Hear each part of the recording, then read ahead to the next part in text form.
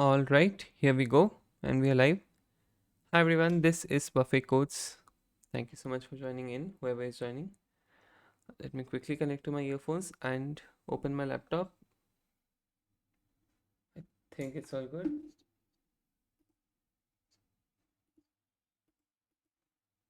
Awesome. I think we are live. That is great. That's good progress. Let me open my stream chat over here so that I can see if anyone is here. I mean, in case, just in case. All right. Hi everyone. So today we have to do a few things, right? We're gonna do strings, hash maps, and probably also we'll talk about the error reporting in Rust from the book only, right? Maybe there will be things that we don't see yet. And by the way, guys, I'll be taking the tea, early morning tea, while I'm doing this stream. So if you hear any sipping uh, sound, that is actually me drinking my tea. All right, so what do we have today? We talked about strings in chapter 4, but we'll look at them in more depth now. That is good. So, new illustrations commonly get stuck on strings. You have seen them, including me. We discuss strings in the context of collections because strings are implemented as a collection of bytes, plus some methods to provide useful functionality when those bytes are interpreted as text. All right. So first of all, these are strings in Rust are collection of bytes, and there are some methods also which provide functionality when those bytes are read as text. I mean, they are interpreted as text, right? So in this section, we'll talk about the operations on string that every collection type has, right? Such as creating, updating, and reading. We'll also discuss the ways in which string is different from other collections, namely how indexing into a string is different from other collections, and then we have namely how indexing into string is complicated by the differences between how people and computers interpret string data. Yeah, I mean, this is something that people should talk more about, that how does a computer see a string and how does a person see a string, right? So for me it's a set of characters, right? But what about the computer, and especially what about Rust? Alright, so we'll first find what we mean by the term string. So Rust has only one string type in the core language, which is a string slice star. That is usually seen, it is borrowed from ampersand star, right? Yeah. Okay, so Rust says that it has only one string type, and it's called star. Okay, it's string slice. In chapter 4, we talked about string slices, which are references to some UTF-8 encoded string data stored elsewhere. So string letters, for example, are stored in the program's binary and are therefore string slices. Okay. Right. The string type with capital S, which is provided by Rust standard library rather than coded into the core language, is a growable, mutable, owned UTF-8 encoded string type. That means, first of all, it is mutable, owned, okay, and growable. Okay, when Rustaceans refer to strings in Rust, they might be referring to either the string with capital S or the string slice ampersand star, not just one of those types. Although this section is largely about string, both types are used heavily in the standard library, and both string and string slices are UTF-8 encoded. So the standard library also includes a number of other string types such as 0s string, 0, I hope it's 0, 0s star, C string, and C star. Okay. Is it O? I don't know. I honestly don't know about it. So library creates can provide even more options for storing string data. See how these names all end in string and star.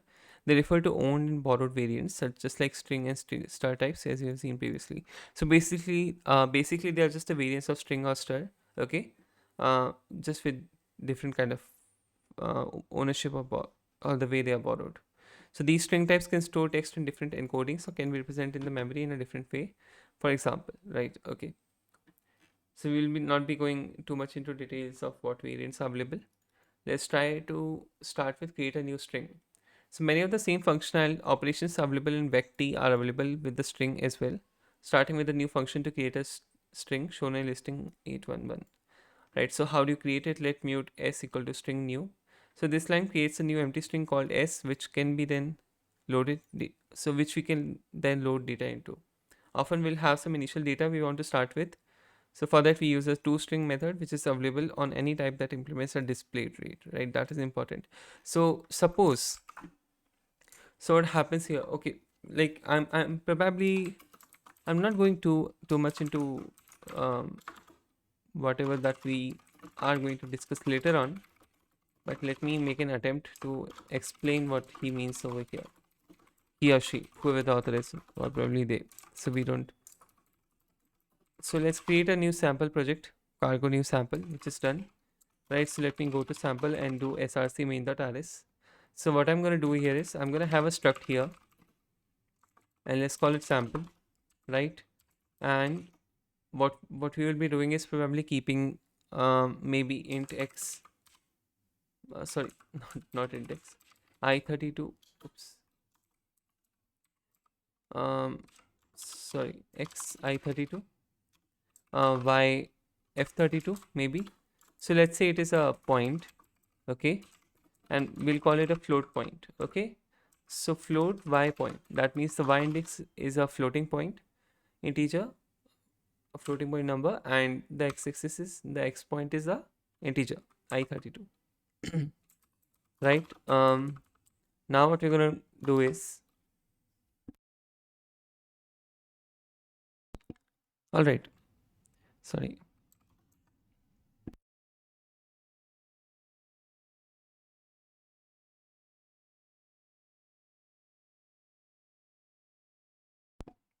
all right, yeah, I was drinking water. All right, so what will we do here? We can create a float 5 point new. Does it exist with struct? I'm just curious if it does. Yeah, it seems to be that it exists. Then we'll have to implement a,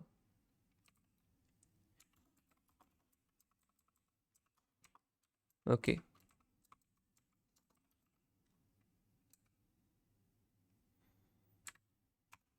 right, and let's create an object fp.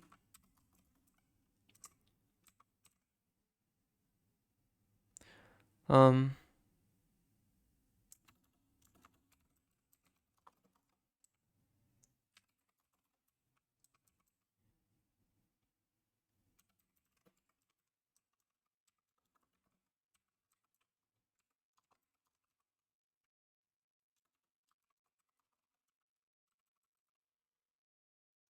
right, okay, this is good, and then we can pass 3 comma 4, sorry,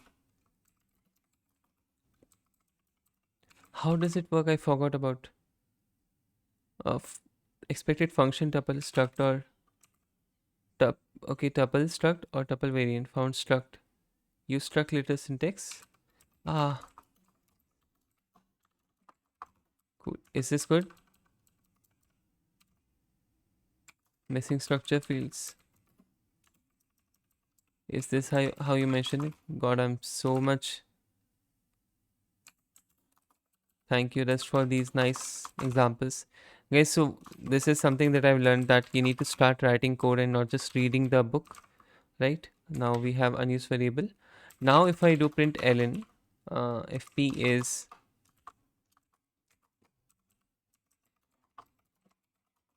right, something like this, uh there you go. Now it will not run, and I'll tell you why.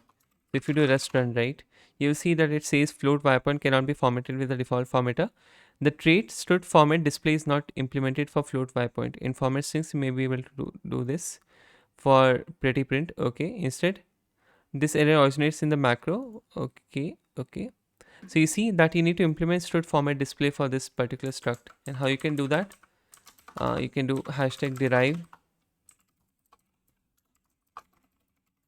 you can do this, right.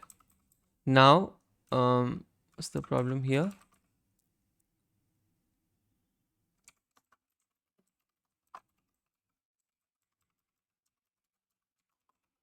Right, there you go. Now you need to impel something, right?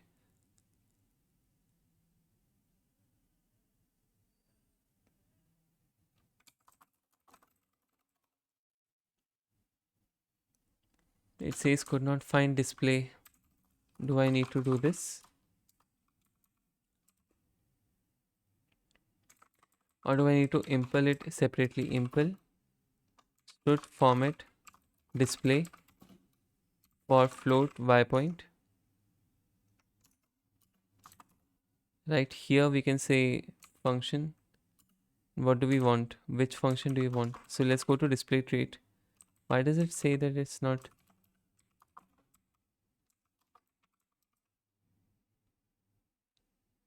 Could not find display in FMT. Why? Could not find display in FMT.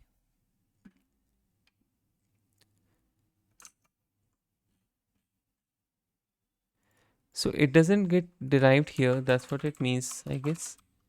So you need to do something here, and the format should be ampersand self fmt ampersand mute std fmt formatter, which you can do. They say something like this, which results on result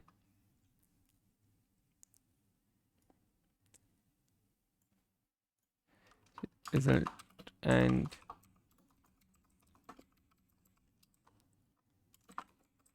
so is this what they mean? Oh, spelling better. Okay, so now what we can do here is they say write to the format, and it can be x is, you can do comma x, right, and you can have y.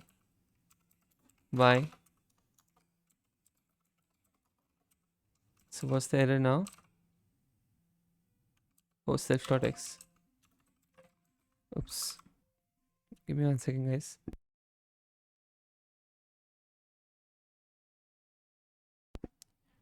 So right now you can have cell.y. We had self there, so that seems okay. So what's the problem now?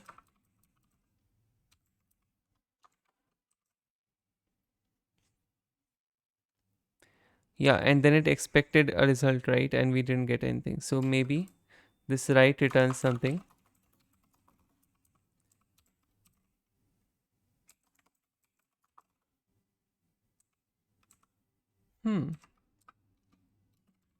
Can I do this?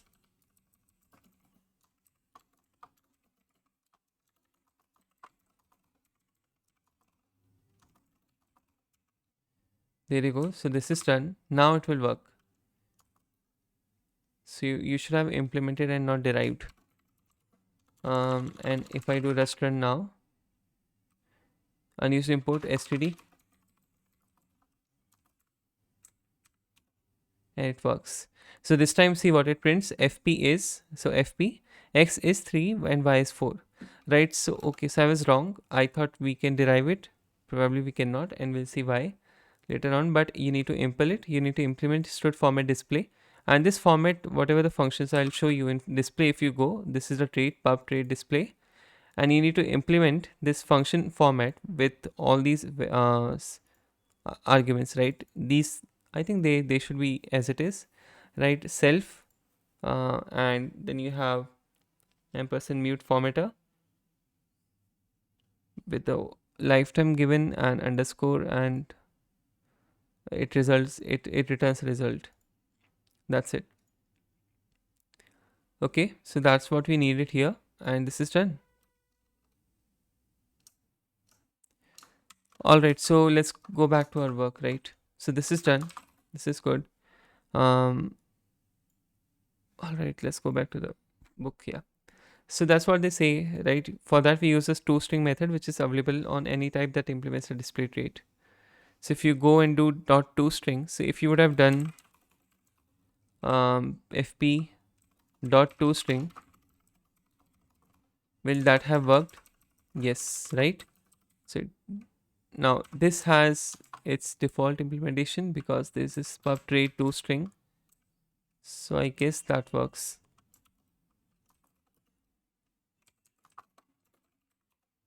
Yeah, it seems to be working. Awesome, right? So it uses this display trait and format to print. So if you can go to the to underscore string, we can go to display trait. Is there is function to underscore string. Yeah, I think there you go. That is what we are looking for here. So you see, it gets the formatter from core FMT, that means formatter, new, and it then does function, format display format. It calls this format function only, right? Passes a self in formatter and expects a display implementation returned in error unexpectedly.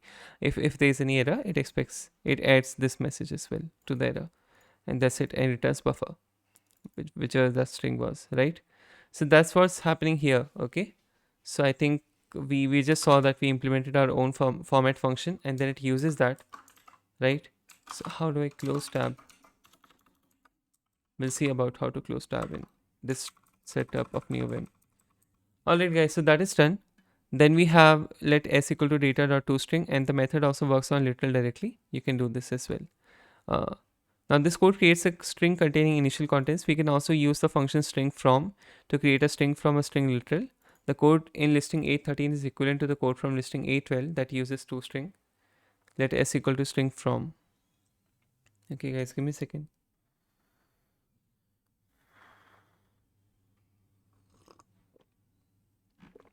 I was drinking tea.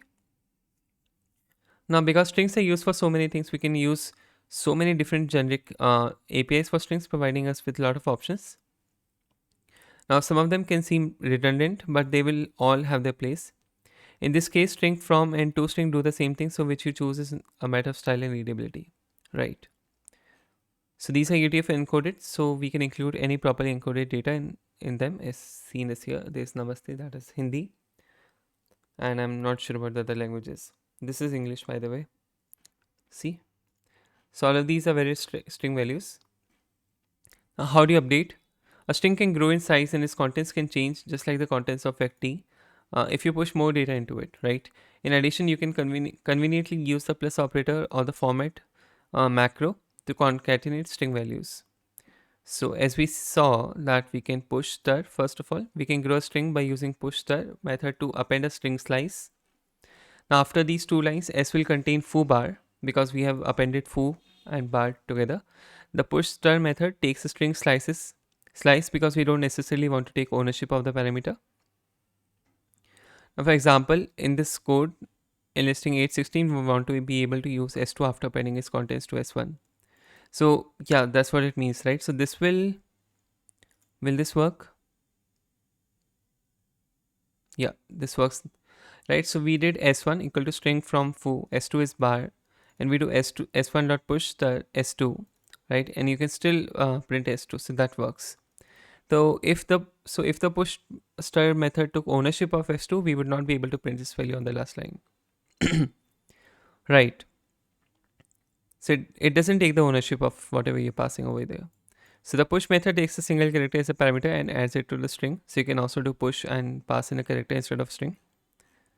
Concatenation with the plus operator or the format macro. So we can also do plus. Often you'll want to combine two existing strings. One way to do is to use plus operator. As you can see here, s1 plus ampersand s2. Note s1 has been moved and can no longer be used. Because we didn't pass the reference to it, we passed the whole ownership. So that means s1 has been moved and you cannot later on use it. But you can use s2 because it is passed by reference. So the reason S1 is no longer valid after the addition, and the reason we used a reference to S2 has to do with the signature of the method that's called when we use the plus operator. The plus operator uses the add method whose signature looks something like this. Alright, so in the standard library you see add defined using generics. Here we have substituted in concrete types for the generic ones, which is what happens when we call this method with string values. So basically this doesn't exist as it is, right? But just they have defined, like, substituted the types for you for explanation. Now first s2 has an ampersand, meaning that we are adding a reference of the second string to the first string. This is because of the s parameter in the add function. We can only add an ampersand string to a string. Here we cannot add two string values together, but wait, the type of ampersand s2 is ampersand string, not ampersand stir, as specified in the second parameter over here, right? So the reason we are able to use ampersand s2 in the call to add method is that the compiler can coerce the string argument into stir. Oh, so basically they can convert it implicitly from string to stir. So when we call the add method, Rust uses a dereference coercion, which turns ampersand s2 into ampersand s2, and then there's a slice. That means all the characters, right? So we'll discuss deref coercion in coercion. I don't know how to pronounce it. How do you pronounce it? Yeah. Oh, I don't have it. Wait, why is my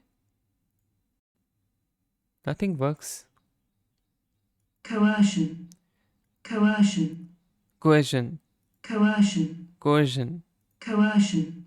Coercion. I don't know what was that. Okay, so it's coercion. Coercion. Coercion. Okay, coercion. Alright, coercion. That sounds so weird. Alright, so because add does not take the ownership of the s parameter, and s2 will be a valid string after this operation. So this works. Now second, we can see in the signature that add takes ownership of self because self does not have an ampersand there, right? So here you go, right? So if you see this, now self is not taking the ownership, right?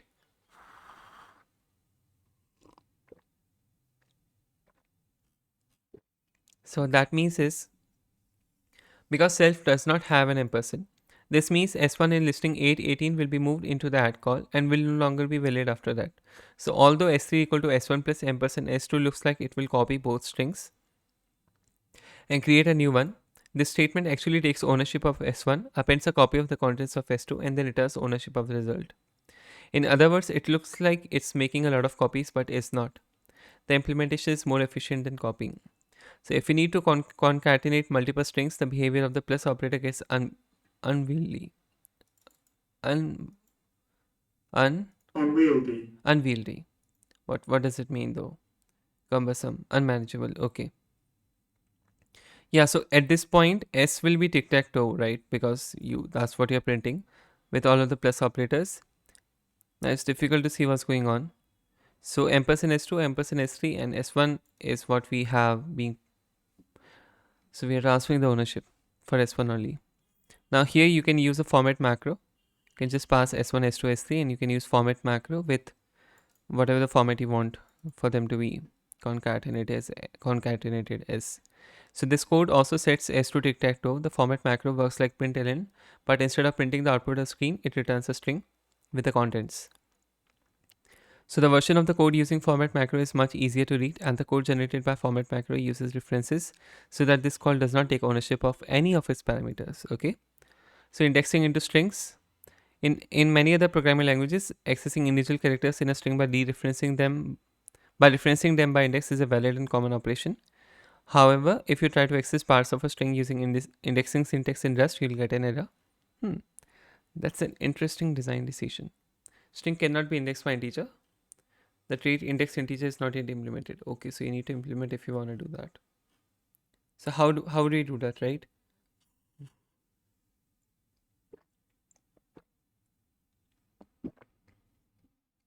So for that, what they suggest is let's go to the internal representation. So a string is a wrapper over a vec u8 unsigned 8. So 8-bit unsigned characters. So let's look at some of our properly encoded UTF-8 examples. Yeah, hola for example. Here the length will be 4, which means the vector storing the string hola is 4 bytes long. Each of these letters takes 1 byte when encoded in UTF-8. The following line, however, may surprise you. Okay, why? Asked how long the string is, you might say 12. In fact, just answer is 24. That's the number of bytes it takes to encode in UTF-8 because each Unicode scalar value in that string takes 2 bytes of storage. Therefore, an index into strings bytes will not always correlate to a valid Unicode scalar value. Interesting. That makes sense. It's like, for example, if you're writing Namaste in Hindi, now that starting first character can be 2 bytes long, can be 3 bytes long, right? So if you index it by, say 0, they don't know how many bytes do they want to return. When encoded in UTF-8, the first byte of 3 is 208 and the second is 151. So it would seem that answer should in fact be 208. But 208 is not a valid character on its own. Returning 208 is likely not what a user would want if they ask for the first letter of the string. However, that's the only data when Rust has at byte index 0. So users generally don't want the byte value returned even if the string contains only Latin characters. If ampersand hello 0 were valid code that returned the byte value, it would return 104 not h. So the answer then is that to avoid returning an unexpected value and causing bugs that might not be discovered immediately, Rust does not compile this code at all and prevents misunderstandings in the development process. Okay, so it does not even allow you to do this.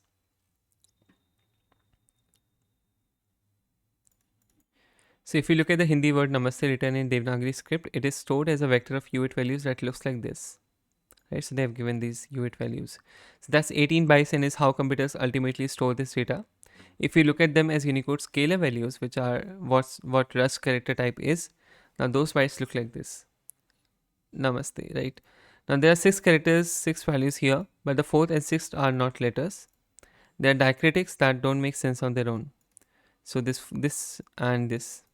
So finally, if you look at them as grapheme clusters, we would get what a person would call the 4 letters that make up the Hindi word. Yeah, this is right. So these both get combined. These both get combined, right? And they become a cluster. So Rust provides different ways of interpreting the raw string data that computers store, so that each program can choose the interpretation it needs, no matter what human language the data is in. A final reason Rust does not allow to index into string to get a character is that indexing operations are expected to always take constant time. But it is not possible to guarantee that performance with a string because Rust would have to walk through the contents from the beginning to the index to determine how many valid characters there were. Hmm. Because Rust raises an error if you are going out of index. Is that the reason? All right.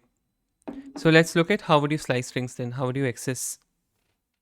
So indexing into a string is often a bad idea because it's not clear what the return type of the string indexing operation should be: a byte value, a character, a grapheme cluster, or a string slice. But if you really need to use strings to create a string slice, therefore asks you to be more specific. Rather than indexing using the square brackets with a single number, you can use the same square bracket with a range to create a string slice containing particular bytes. So here S will be a ampersand star, right? That contains the first 4 bytes. Oh, sorry, S will be ampersand hello. That means ampersand star. It contains the first 4 bytes of the string hello. Earlier we mentioned that each of these characters was 2 bytes, which means S will be this time these two characters, which is essentially 4 bytes here. Now, if we were to try to slice only part of a character's bytes with something like ampersand hello 0 dot dot 1, now notice that the first character itself has 2 bytes. So this will raise an error. It says it panicked at byte index 1. So index 1 is not a char boundary. It is inside 3 byte 02 of this given string. That is really nice, right? Wow, that is awesome. Now the best way to operate on pieces of strings is to be explicit about whether you want characters or bytes. Now for individual Unicode scalar values, use the chars method. So you can do .chars. Calling chars and namaste separates out and returns 6 values of type char, right? And you can iterate over the result to access each element. You can also get the bytes, which you saw here, that you got the bytes. It's 18 bytes, right? But be sure to remember that valid Unicode scalar values may be up of maybe made up of more than 1 byte, right? So it doesn't necessarily mean that 224 corresponds to the first character in Namaste. That is not true. Now getting grapheme clusters from strings is complex, so this functionality is not yet provided by the standard library. Creates available on crates.if. This is the functionality you need. Okay. Now strings are not so simple. We have already seen it, right? And let's talk about hash maps then.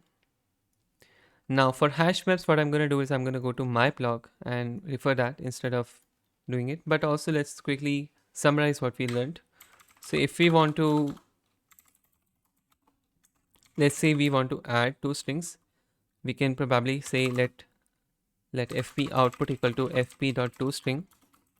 And if I do plus, let's say something like, let's say let sample string equal to a, right? And if I do ampersand sample star, so this will work. But now I can just use it. I think it's just a simple unused error. Cool. So there you go. Now, if I would have removed this ampersand star, it will still work, is it? So if I don't pass, if I like pass the ownership, will that work? Let's see.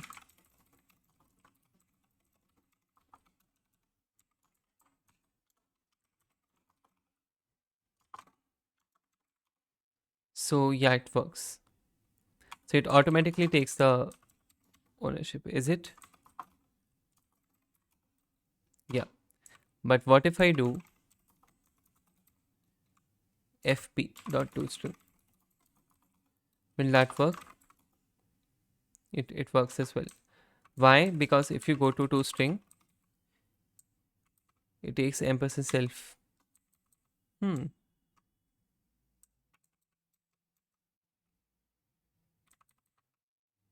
Interesting.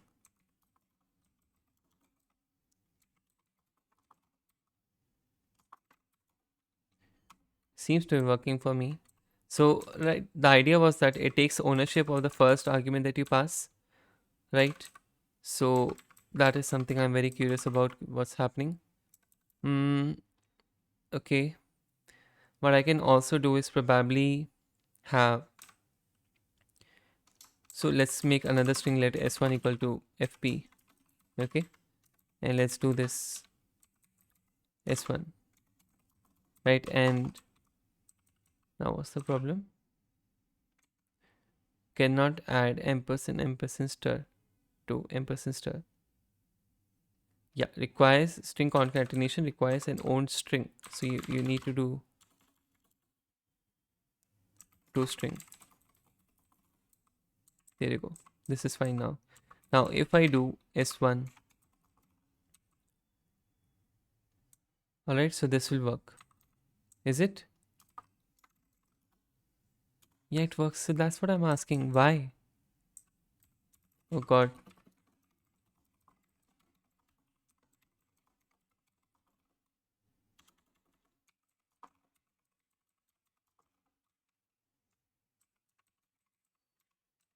If I do this now, what was it new? What was it from stuff?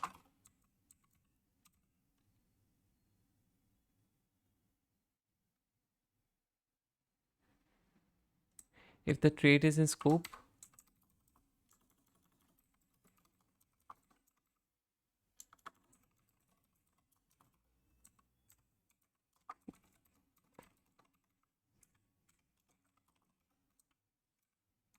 I don't know what I'm doing. Let me quickly open terminal. Cargo run. So use std star from star. Okay. Okay. Use std star from star. Yeah, now it will fail.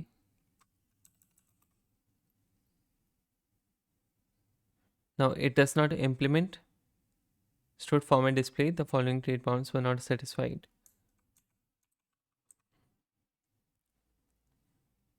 Come on, yeah. Okay. So how will I? Oh, I don't need to do toString here, right? And then you have sample string.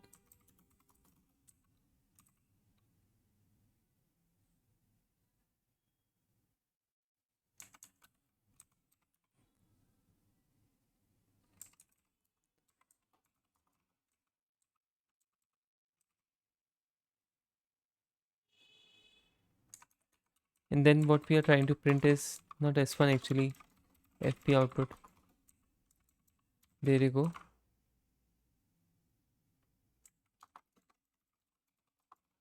This is such a bad code.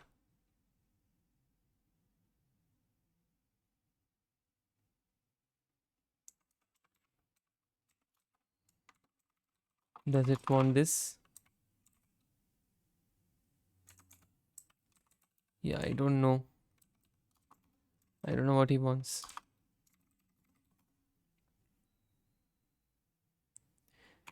So how will I add two strings here.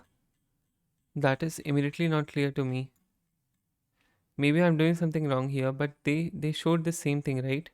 So you can do string stir from, and you can try adding. So I did from stir. So what's the difference? So what's the difference, right? Like I'm saying, if I would have done let s2 equal to string from hey, and if I would have just done, okay, by the way, will s1 work here? No, right? If I would have done s2 plus sample star, it works. So why that partiality with me? So I'll have to see what from star does. Yeah, see, now it gives this error, right? So if you'd have seen, it says borrow moved value s2 value borrowed here after move, right? And same here, s2 moved due to usage in operator. Now move occurs because s2 is type string which does not implement the copy trait. That makes sense. But what about this? What I wanna see is from star. It takes and it returns result self and comma self error. What about from? It just returns self. It does not return a result. Converts to this type from the input type. Okay. Hmm.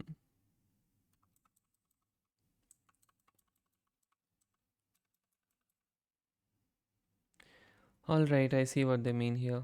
Probably because that returns the result, and then you need to, if you need to add it, you will have to have um, cannot add ampersand star to result. That makes sense. Yeah. Um. And by the way, can I do this? This is also valid, right? This should be.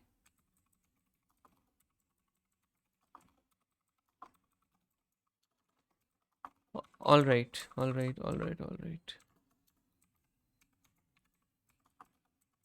Right. Right. Right. All right. So this does make sense, except the fact that it's really complicated the way everything is working. So, like, you need constant practice, it seems, to know what's happening with the strings and to not forget. Because ideally use C++, right? And Python. So yeah, Rust is a little like quite different in that sense. So let's go to our blog and see our hashmap notes that I had. There you go. Oh, I didn't have them. I wrote them, right? Yeah, there you go, hash maps. So I just didn't write the right title here. So let's also fix that first. Okay, we'll do that. I'll do that off stream. Anyway, so in the previous blog, I shared my notes on strings and vectors. And this post will cover hash maps. So yeah, hash map, you have a key and value. You cannot access using indices, but through keys. So you have to access them through keys, right? Hash maps store data on heap. Hash maps are homogeneous. All keys must have same type and all values must have same type, right? So key and value can both have different type, as in key can be a string, value can be an integer, right? But keys, all the keys that you have in that hash map need to be of the same type, right? Now, similarly for values, so you use stored collections hash map to bring hash map to scope, and you can do hash map new just like string. Now insert key value pair. Kush is 3, Kushash is 10. Now second way, in case you have keys and values stored in two different vectors and want to generate a hash map from them, use collect. So that's what you can do, right? So suppose you have a teams which is a vector of strings. One is blue and the other string is yellow, right? And initial scores we have 10, 50. So you need to create a hash map out of it. So you can do teams dot into iter, and they can do dot zip initial scores dot into iter, and then you can collect them. So why hash map? So this collect automatically infers the types. So for the types of keys and values for this particular example, Rust can infer the types itself. Hence we specify underscore. Yeah, what into iter does? There's a very interesting answer that we should read. So into iter comes from the into iterator trait. You implement this trait when you want to specify how a particular type is to be converted into an iterator. Most notably, if a type implements into iterator, it can be used in a for loop. For example, vec implements into iterator thrice. Each variant is just slightly different. This one consumes a vector and its iterator yields value t directly. So this example, this one, it takes the vector, it consumes it, and returns the values. The other two take the vector by reference, and their iterators will produce references to the elements inside it, right? So what's the difference in iter and intuiter? Intuiter is a generic method to obtain iterator. Whether this iterator yields values, immutable references, or mutable references is context dependent and can sometimes be surprising. Now, iter and iter mute are ad hoc methods. Their return type is therefore independent of the context and will conventionally be iterators yielding immutable references and mutable references respectively. So for iter, it will conventionally be yielding immutable references for you. Now, author of the rest by example post illustrates the surprise coming from the dependence on the context. So, into iterator is not implemented for t semicolon n, only for ampersand t semicolon n and ampersand mute. It will be for rest 2021. When a method is not implemented for value, it is automatically search for references to that value instead, which is very surprising for intuiter since all types implement it for all three variants. Ha. Yeah, we'll have to read more about it. Yeah, there's a blog post over here. Maybe we can read about it. All right, I'm not very sure about this one. All right, so let's go back, right? So we have, so that's what we have done here. Teams into iter, right? We have got the iterator from there. We pass it to zip, and we also get initial scores dot into iter. And so basically, this is what it does, right? For item in tuple output, println item dot 0 comma item dot 1, right? That makes sense.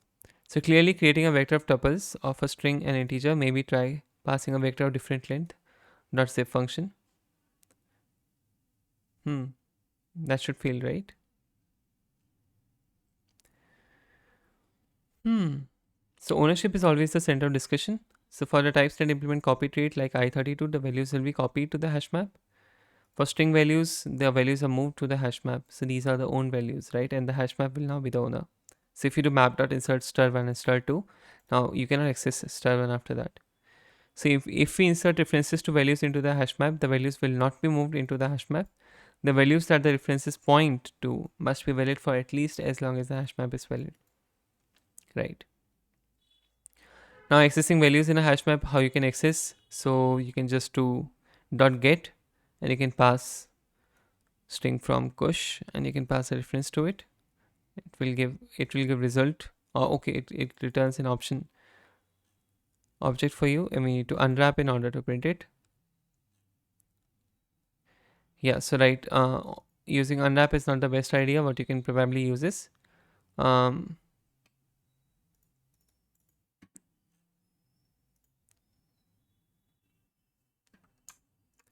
they have a really nice example here. You can use match, which is much better. You can do unwrap or unwrap and etc.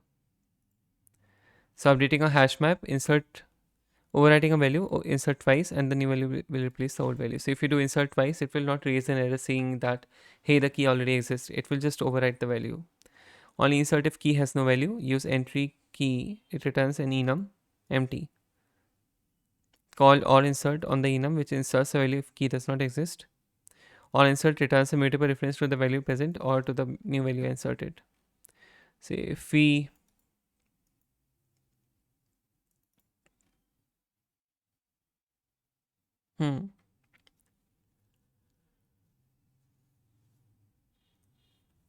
So as you can see what this does, course.entry, string from blue. Now this blue already exists over here, right?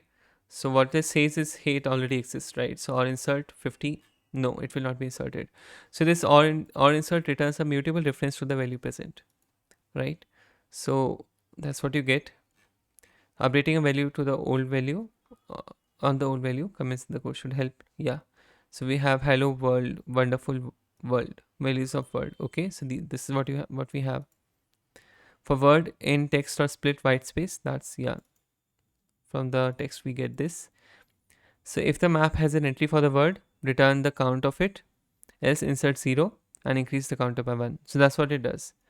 Note that the count is mutable reference, so it needs to be dereferenced in order to use it, right? Because it's a reference and mutable reference as well, so you can add 1 to it. So let count equal to map.entry word. What that means is that if hello was there, no, hello was not there, then world, no, wonderful, no, and world. So we got world again. In that case, what we will do is we will not insert 0, but we'll increase the counter by 1. That means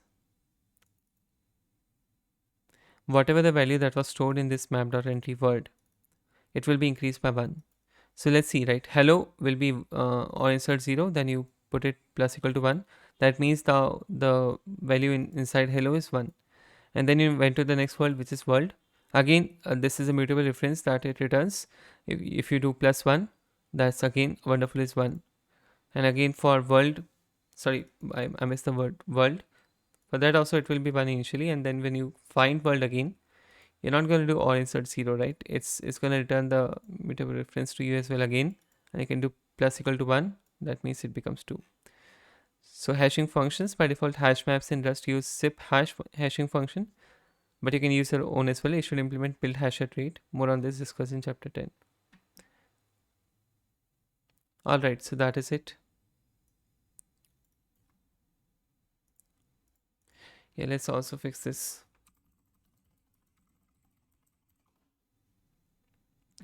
Where's my content? I'll have to build it. My bad. Alright. Alright, so hashmap is also done. I like my notes.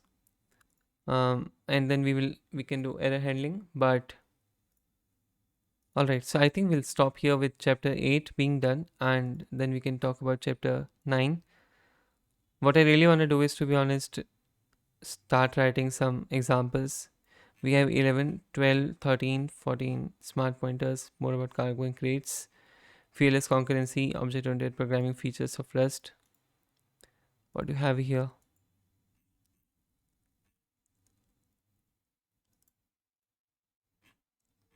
So they have these advanced features as well, advanced types, advanced traits. That's where we want to get in. But like, remember that this is a book. So what that essentially means that you may not remember everything after you have done this. So start writing some code. For example, I just forgot how to initialize a struct because of more C++ yesterday. But yeah, I hope this helps. Alright guys, thank you so much. I know that there were not enough people. I mean, there was just me over here. So maybe next time we'll have someone who is watching. So yeah, for now, thank you so much for joining in. Take care everyone. I will probably stop my stream now and not stream C++ today morning. Maybe in the evening or overnight we'll do it. Take care everyone. Bye bye.